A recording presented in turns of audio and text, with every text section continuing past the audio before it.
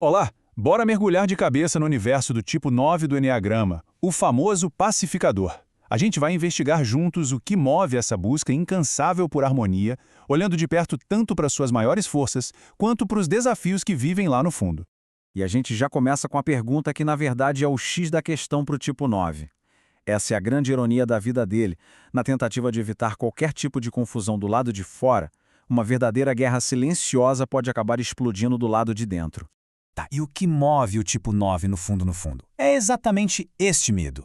Para ele, um conflito não é só uma briguinha, uma discordância. Não, é uma ameaça real de perder a conexão com as pessoas, de ser deixado de lado. É o pavor da separação. E aí, para não ter que encarar esse medo todo, o que acontece? Uma estratégia roda ali no piloto automático. É uma crença que fica sussurrando lá no inconsciente, sabe? Ditando as reações. Olha, é melhor concordar. Não vamos agitar as águas, porque a minha paz e as minhas relações dependem disso. Agora, olha que interessante, vamos quebrar um mito aqui sobre a paixão do tipo 9. Não estamos falando de preguiça de sofá, de não querer trabalhar. É uma coisa muito mais sutil, é uma inércia emocional. É a tendência de se desligar das próprias vontades para não dar trabalho. Sabe quando alguém aceita ir numa pizzaria mesmo querendo comer japonês, só para não criar caso? Ou pega um projeto que detesta, só para não ter o desconforto de dizer não? Isso, na prática, é a tal da preguiça emocional.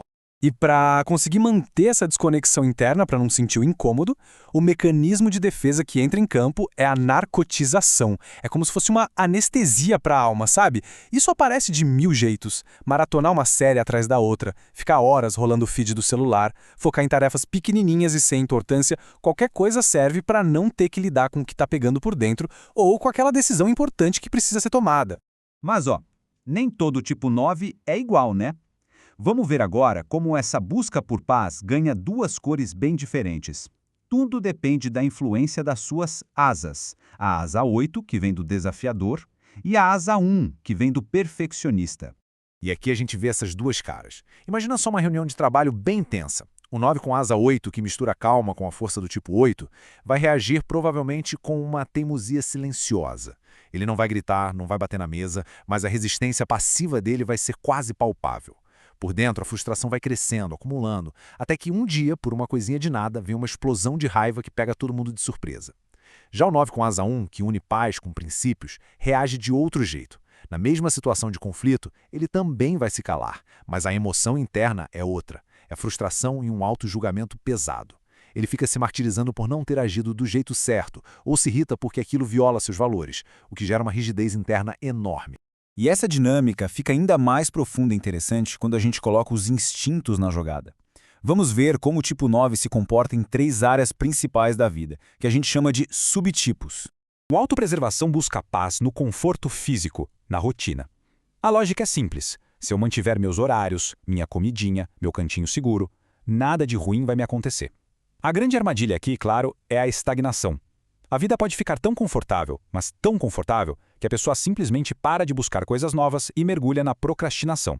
Agora, o subtipo sexual, ou 1 a 1, busca a paz de um jeito bem diferente, se fundindo com alguém importante. Para garantir essa conexão, ele meio que espelha os gostos, os desejos e as opiniões do outro. O perigo aqui é gigantesco, é a perda da própria identidade. Chega num ponto em que os limites entre eu e o outro ficam tão borrados que a pessoa já nem sabe mais qual é a sua própria cor favorita ou o que realmente quer fazer da vida. E, por fim, temos o social. Esse subtipo encontra a paz garantindo que o grupo todo esteja em harmonia. São os mediadores natos, sabe? Aqueles que fazem mágica para todo mundo se sentir bem e incluído. O desafio dele, no entanto, é conseguir participar sem desaparecer no meio da multidão. Ele pode ficar tão focado no bem-estar de todo mundo que acaba esquecendo a própria voz e hesita em defender uma ideia só pelo medo de balançar o barco. Certo. Então, como é que um tipo 9 consegue sair desses padrões e encontrar uma paz que não seja só a ausência de conflito, mas uma paz ativa de verdade? Vamos explorar esse caminho do despertar? Esse slide mostra direitinho o looping que prende o tipo 9. Pensa comigo nessa bola de neve. Tudo começa evitando um pequeno desconforto. Isso leva a adiar o que precisa ser feito. Para aguentar a ansiedade de ter adiado, a pessoa se desconecta, se narcotiza. Enquanto isso, o ressentimento ou a tarefa pendente vão acumulando por dentro, até que tudo isso deságua na estagnação, na inércia total. E aí o ciclo recomeça, só que mais forte. Mas a boa notícia é que todo ciclo pode ser quebrado. E aqui entra o que o Eduardo Severo chama de código praticamente, que é um mapa para sair dessa inércia. O primeiro passo é a consciência. É aquele momento em que a ficha cai. Opa, estou evitando de novo. O passo seguinte é a presença.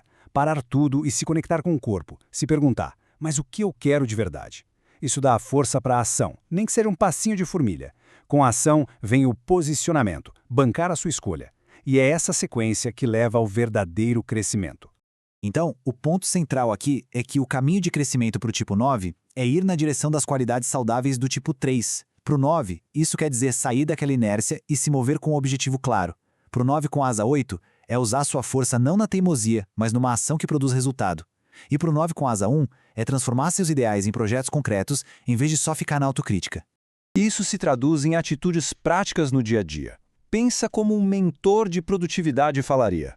Existem 3 estratégias simples para lutar contra a procrastinação. Primeira, a regra dos 2 minutos. Se algo leva menos de 2 minutos, faz agora, não pensa. Segunda, quebre a tarefa. Aquele projeto gigante que assusta, divide em pedacinhos minúsculos e começa pelo mais fácil. Terceira, agende a ação. Coloca na agenda, com hora marcada, aquele bloco de tempo para fazer o que você está adiando. Foi usando técnicas assim que uma tipo 9 que eu conheço começou a se posicionar. Um dia, numa reunião, ela disse: "Pessoal, eu tenho uma perspectiva um pouco diferente sobre isso." Cada pequena ação como essa foi quebrando a inércia e dando clareza do que ela realmente queria. E essa frase final resume a jornada toda de forma brilhante. A paz de verdade para o tipo 9 não está lá fora, na ausência de problemas. Ela é encontrada aqui dentro, quando se tem a coragem de ouvir a própria voz, de validar as próprias vontades e, finalmente, de usar a própria força para agir no mundo. A paz, então, deixa de ser uma fuga e se torna uma presença poderosa.